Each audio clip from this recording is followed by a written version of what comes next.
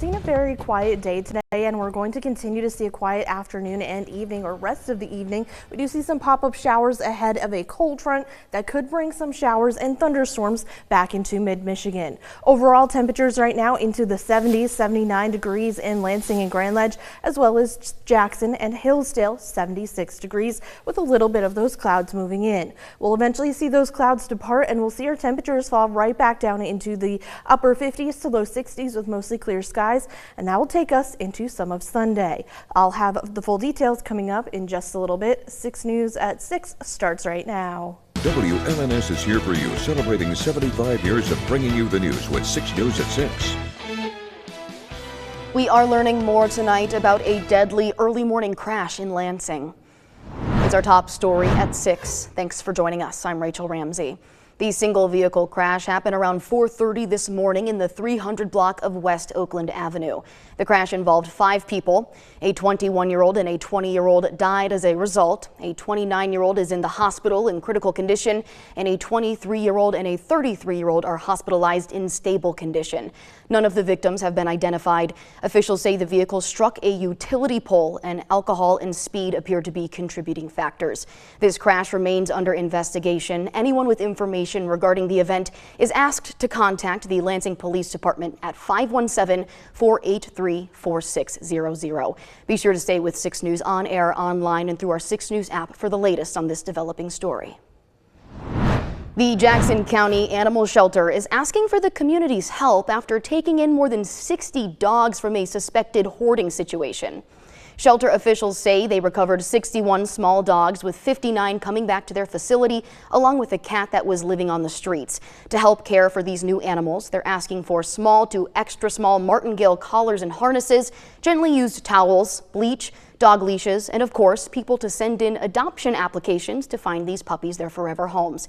If you'd like to donate or adopt one of these dogs, you can visit the shelter in person or send them an email. And you can find their information on our website, WLNS.com. Well, dozens of martial arts enthusiasts gathered together on the mat for Brazilian Jiu-Jitsu today to raise money for the Weberville Junior Athletic Association. The Ingham County Sheriff's Office says the association lost its funding, and officials are investigating a former worker for embezzlement. Taryn Simmons visited the fundraiser and spoke with the main deputy in the investigation. She's here for you now with more on his mission to help the community. Taryn? Rachel, investigators say the woman is being accused of embezzling more than $20,000 from the association and allegedly using the money meant for concessions to purchase unauthorized personal items. Today, dozens gathered together to help jumpstart the much-needed funds for the upcoming sports season.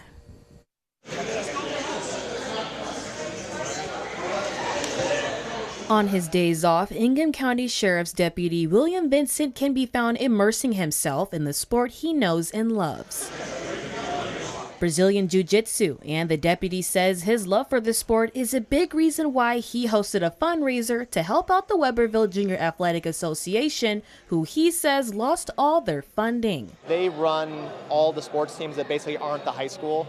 So again, they were at risk of not having some sports, at the beginning of the year about some kind of kickstart, and that's what we're doing here today. And because he's currently investigating the embezzlement case on the association. I just kind of feel a little bit attached to it now, and I want to help out as much as I can because I know how sports are important in my life. At least 24 athletes hit the mat. Vincent says he hopes to raise somewhere between $3,000 to $4,000 to help with the next upcoming sports season. The event took place at the Magic BJJ Martial Arts School. Sheriff Scott Wigglesworth applauds his deputy for going out and making a difference within the community. There's 35 people here today, young, old, men, women, you name it, are here supporting not only him, but the kids in Weberville to try to fill this gap again. And we either sit to our butt. Deputy Vincent hopes the event will put the association back on track to give the kids a chance to do what they love the most. A good kickstart, get football season going, because I know football season's a big money maker for them. They can start getting some money back in their bank account. The Weberville Junior Athletic Association is a nonprofit that organizes many recreational sports for the youth in the Weberville area. The months-long investigation was sent to the Ingham County prosecutor for review, according to the sheriff's office. Rachel, back to you. Thank you, Taryn. In Washington, the Trump administration plans to deport Kilmar Abrego Garcia to Uganda after he turned down a plea deal. Abrego Garcia's wrongful deportation to El Salvador earlier this year became a flashpoint in President Trump's crackdown on illegal immigration. Meanwhile, the White House upped the ante in the federal takeover of the nation's capital, with the Pentagon ordering National Guard troops to carry firearms. Willie James Inman is here for you with the latest from Washington. According to a court filing, the agreement would have sent Abrego Garcia to Costa Rica if he remained in jail and pled guilty to human smuggling charges. Abrego Garcia refused to stay locked up and was released Friday to await trial in Maryland with his family. A bittersweet reunion after being detained for 160 days. Estoy muy agradecido con toda la gente que me ha estado apoyando desde el día uno. I'm so grateful for everybody who has been supporting me since day one. Immigration officials mistakenly deported Abrego Garcia to his native El Salvador earlier this year. A judge ordered the government to facilitate his return, but the White House initially refused, alleging Abrego Garcia was a member of the notorious MS-13 gang. El Salvador handed over Abrego Garcia in June to face charges in the U.S. This was his full-time job, not a contractor. He was a smuggler of humans and children and women. Abrego Garcia's wrongful detention became a flashpoint in President Trump's argument against illegal immigration. And now the president is cracking down on crime in the nation's capital. On Friday, Defense Secretary Pete Hegseth ordered National Guard troops patrolling the district to start carrying firearms. Earlier this week, President Trump saluted D.C. police and Guard members for doing their part to make the district safer. We've had some incredible results. The results have come out, and it's like a different place. Critics note the Justice Department's own data shows violent crime in D.C. last year hit the lowest level in 3 decades. Willie James Inman, CBS News, Washington. From Storm Tracker 6, this is Weather First, sponsored by Auto Owners Insurance. Simple human sense.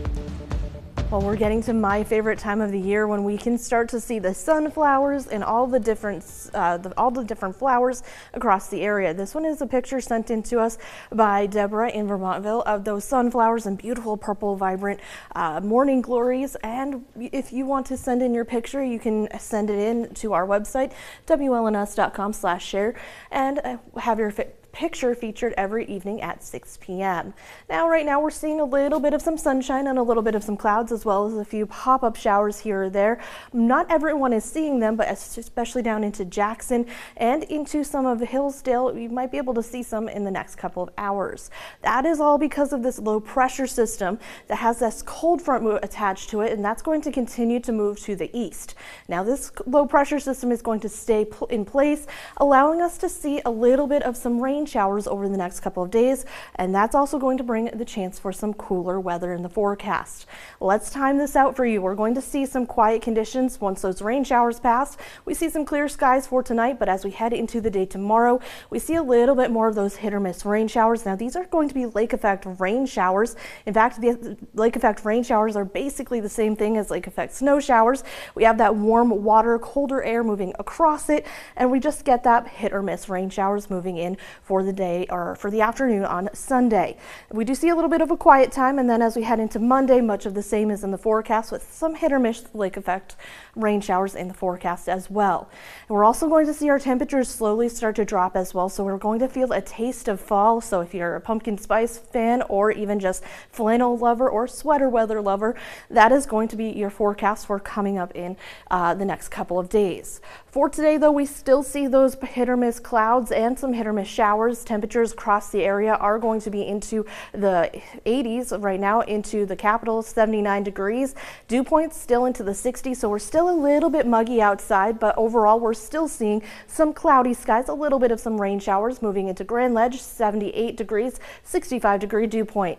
Now down into Jackson, we're still seeing those blue skies, 79 degrees, dew point 64 degrees, so a little bit muggier down into Jackson.